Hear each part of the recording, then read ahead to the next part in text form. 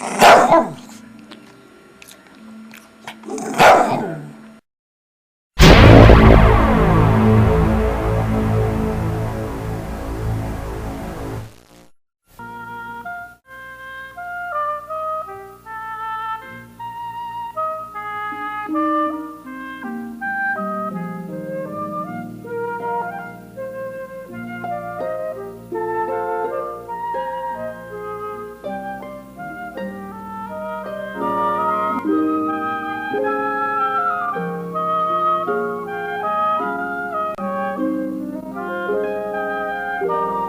name is Dolphi Smiler. By the accent you will realize I was born in Vienna in 1923, and I'm talking about the Second World War, about the Einmarch and the annexation of Austria. That was in the dark days of March 1938, and I still recall it as it would be today or yesterday. I was quite surprised that suddenly all the windows were flagged with Nazi flag. It was a great jubilation. The whole public was out to embrace Hitler. And there's a prelude to that great jubilation, that the economy 4 years before that was so dreadful. There was like 20% of unemployment and great disruption in the public. So therefore, the embracing of Nazism and greater hopes was enormous. I'll give you a small story. I had my very best friend, his name was Terza, and we played football and hockey together. And my father and his father used to be friends in the Social Democratic Party. And when he appeared on one day after the Einmarch in a Nazi uniform, I said, "Mr. Sturzer, you of all people?" He said, "You know, Dolfi, we have bread on the table, and butter too. We didn't have that for years." So I came to the conclusion, even when I was only 15 years old, if you have a pitcher of beer and an knockwurst, you get loyalty for anything. So the loyalty was to the Nazi Party from then on. So during these days, you must understand, I come from a very lawful country, and suddenly law disappeared. Looting of stores which belonged to Jewish shop owners was rampant.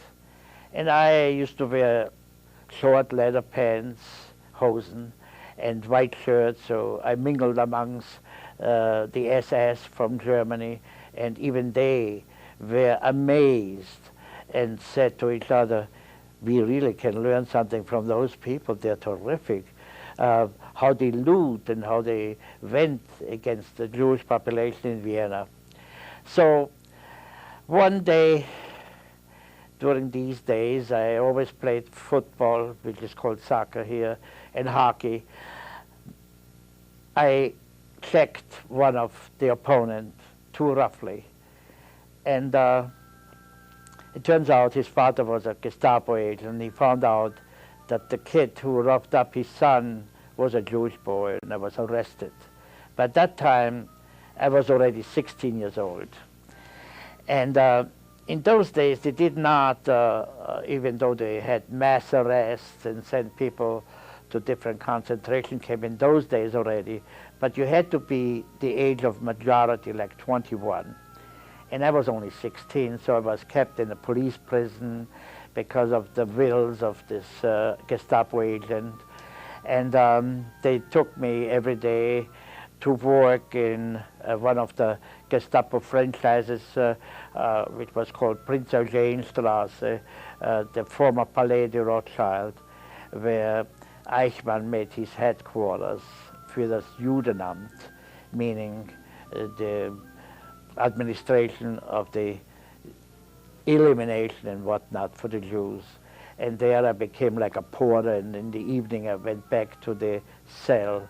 And I did that for a few months, and after that I was shipped to Weidhofen on the Ybbs, which is like an hour outside Vienna, where Mr. Eichman had taken over a sort of a farm from a Jewish man who had no electricity and no running water, and it was winter time, and Eichmann's wife and his 2 children lived there, and 50 other prisoners, and I was selected to become the water boy, which was on the hill down like 2 miles, and on a well, and to climb the 2 miles up, very often I had to spill the water. I had accidents, and I had 2 cows to feed and 4 or 5 people, so it was a 10-hour job. And after a year, or less than a year, I decided this is enough, I'm going to take off. I always was like free, like a bird, and I figured, what can they do to me? You know, in those days, killing was not in the question for a young kid like I used to be. And I went back to my mother, and there were already 2 Gestapo agents, and who took me back into prison. And so I was there for a while, and after a while, I was sent to a place in Poland. And the place, I still recall, I looked through cracks from the wagon. There were like 200 people in this wagon. Took us 2 weeks to get there. And I still remember the station was called Lublin, which was eastern Poland. And we were unloaded at night. And I tell you one thing, the sky was red. And I didn't realize why it was red. In those days, there were 2 places where they eliminated people in a gas chamber, but cremated them in open pits. And the stunk was enormous, but I still didn't know what it was all about it. And then when we were unloaded, I was kind of lucky to be one of the camp personnel, and we had to do chores there, but every day 1,000 people came from Holland and France, Austria, Germany, to eliminate people. And you know, it is most interesting. The first time when I was arrested, I said, I'm a young kid, what can they do to me? You know, I mean, we live in a civilized world here. You must remember, the Germans were the greatest contributors of the age of enlightenment. How can they become mass murderers? I couldn't grasp it. And but each situation in elevation became, it couldn't get any worse than that. It couldn't get any worse than that. And now I'm in the real pit of death. And here, every couple of weeks, they took prisoners away to a workforce into different ammunition factories. And when you're already a long time in prison, you knew all the angles. One thing I knew, I cannot stay here, because here in this place, to be killed is very easy and very swift. And I worked in the detail. It was winter time, I want you to know. They had 2 feeding processes. They called it Schlauch, which means 2 cement tunnels. And it was below 0. Poland's winter is like Siberia. And when people were in the nude, undressed, and walked through this tunnel, their sole of the foot would stick like glue to the cement floor. You know, many people ask, how can people walk to their death so willingly? That's what it is. It's the process of hunger and dementing, nude, and being flogged, and everything was in a rush. They walked to their death with no soles on their foot. if you can understand the burning sensation, the freezing sensation, people would say to themselves, kill me already, make it quick, because life is not bearable anymore. So I found out through other prisoners there that if I get into a transport out of this place, it may be the situation better than there. So I got myself on a transport, and I was shipped to a place called Skazisko Kamiena, which was a large complex of ammunition factories. And there were work A, work B, work C, which means plant A, plant B, and C. And I went to C. And it's at that plant of C, they made mines. Well, the mines is made from a phosphor powder. It's a yellow powder.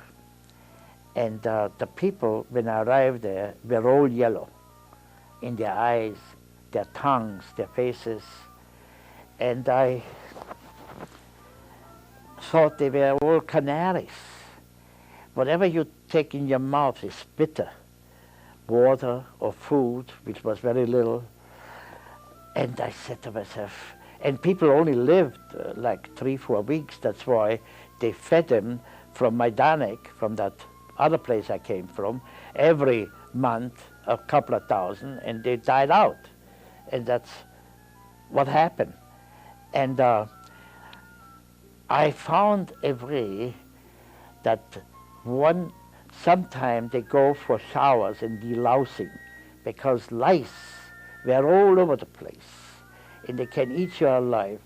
You never got out of your clothes for months. They were dirty, stinky. You slept in them if they were wet or frozen. You always were in these dirty clothes.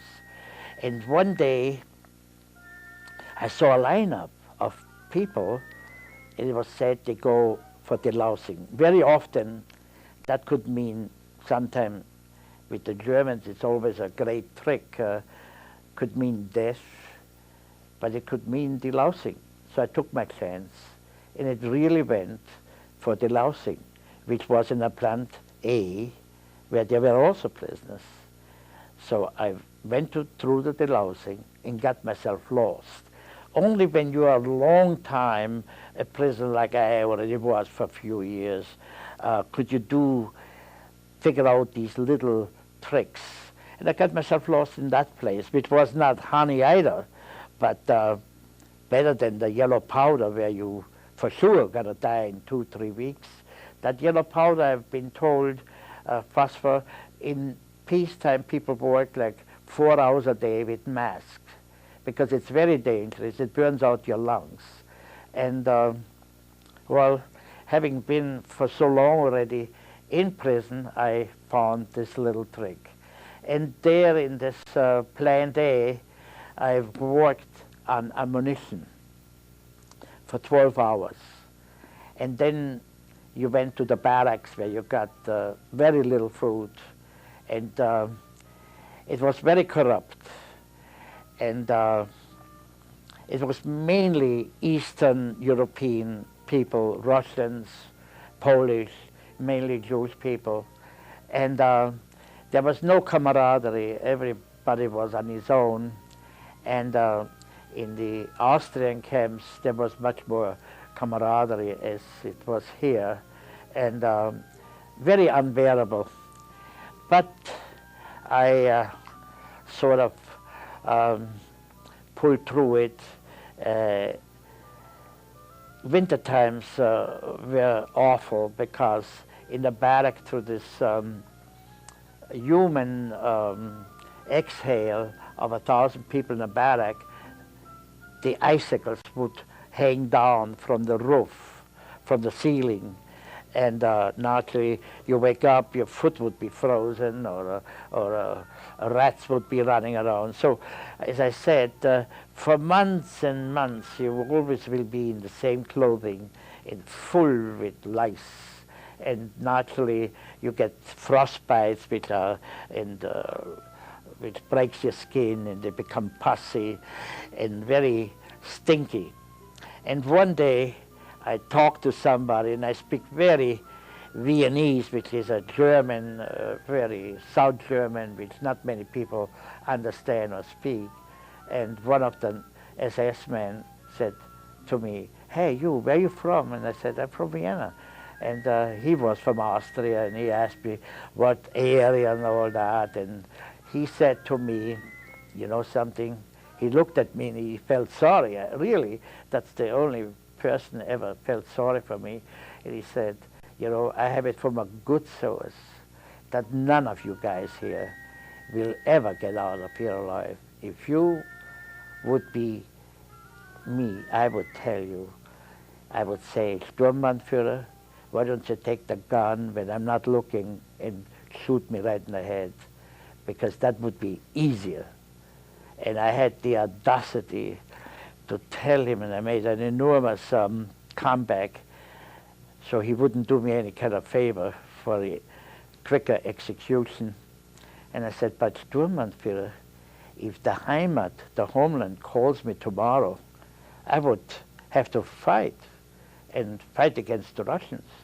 And he, in his amazement, looked at me and said, "Are you kidding? You really would do that for us?" I said, "What do you mean us? Do I speak Russian or Polish? You know, I conned him." And he was amazed. The next day he got me as a present a liverwurst sandwich.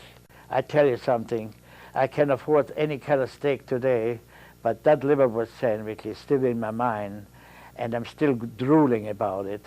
And he brought me twice that kind of sandwich. So, you see, there was only one end. It would be death. But from there, thanks God that after a while I was shipped back to Germany, and there I was shipped to Buchenwald. And Buchenwald was not a haven for anybody, but for me, it was like coming home, because at least there everybody spoke the language I spoke. And I met friends of my father who were socialists. And you understand, in Buchenwald, there were a lot of Germans, mainly German, and they were all in the administrative, like trustees. And there were monarchists, communists, socialists, priests, ministers.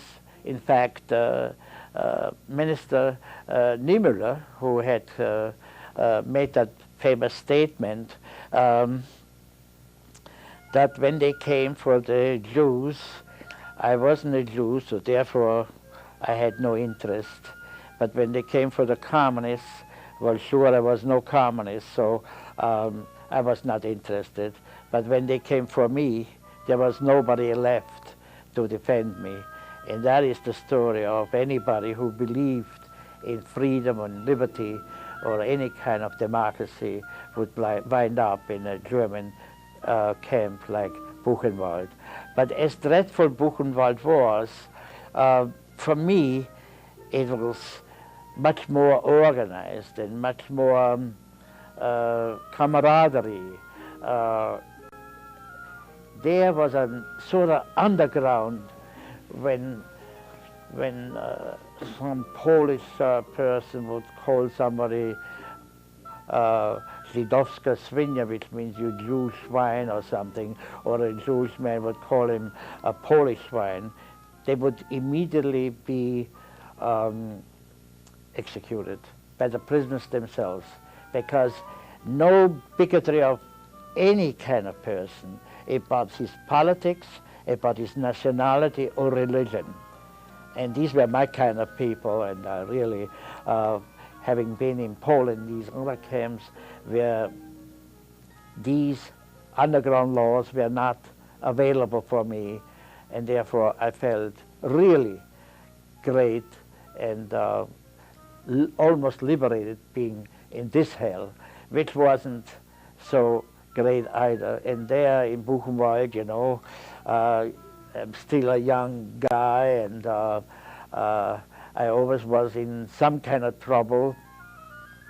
And one situation developed where I was a bricklayer, and my bricklaying was not a very good one. The crew I was with didn't want me to lay bricks. They really wanted me to go walk around what we called organizing, which means stealing from them, which means the administration. And I knew at 3 o'clock every day a big truck would unload potatoes, for instance, at the SS kitchen for the SS. And I would crawl under the truck with a pail and would pick 10 potatoes, because my crew was of 10 people with me, and we would have 10 potatoes every day. And one day there was an SS man with a dog. It was winter time, and he called me, and when an SS man calls you, you better come and stand in attention. And he saw me stealing, that which means death penalty, stealing from them on top of it. So I took off, and he sent a dog after me. And I love dogs. And I made a sudden stop, and the dog slid right by me. And I said, "Such's herrlich," which means go back to your master. He wiggled his tail and walked back, and I was on my way. But a month later, the same SS man remembers me. He said, "Hey, you ran away. You can handle dogs?" And I said, "Yes, sir." And I became the caretaker of the dogs. So now I had an angle where I can go legitimately to the SS kitchen and pick the leftovers, which was meat and things like that. So I lived like a king. And I also had dog cookies, and I gave it to my friends instead of the dogs. And one of them got caught, and he told them where he got it, which means me. Well, we both took a good beating, and I lost my great job, so thanks to this guy. But what happened with him is that there were also transport out of Buchenwald, which means into other camps. And since he became a squeal, they shipped him out, because the inside the trustees, who were all Germans and mainly leftists, they did not allow anybody to tell on anybody else. If you steal a potato from a comrade, you'll be dead next day, or a piece of bread. But if you steal it from the SS, it's like a badge of honor. And if somebody squeals on you, you'll be dead next day, or going on the transport. And that's what happened to this fellow. And then I had to work naturally again in other situations. And now I was sort of a marked man because of that misdeed with the dogs. And in order to save me from these, what's called Außenkommando from the SS, my friends who worked in the administration, they put me into a work detail, which meant pathology in English, which means I had to work with dead people and with corpses. There was a French doctor who was also a prisoner, and he was a pathologist, and the Nazis made certain guinea pigs, and he was told by the SS doctor, give me from this man the heart, or this man the liver, and I had been his helper, and therefore I became sort of, which is a very dreadful kind of situation when you see your best friends on it, on the table, being cut apart because they pumped him up with air through the arteries or gasoline, whatever misdeed they had, and that was his, after 10 years being in prison, or 6 years, that was his end. And I had to stay alive to do these things, and until liberation came. And when the Americans came, I met a famous man. At that time I didn't know who it was, and his name was Mr. Murrow. He was a reporter, and he interviewed me at that time. And I also met, because Mr. Eisenhower, the former leader of the Allied forces, came, and he asked me how old I am and all that, and from where I am. And I was told he's an American, and I like to tell you, I saw a lot of American films as a kid, and I asked him if he knew Jimmy Cagney and Humphrey Bogart, and he broke out laughing.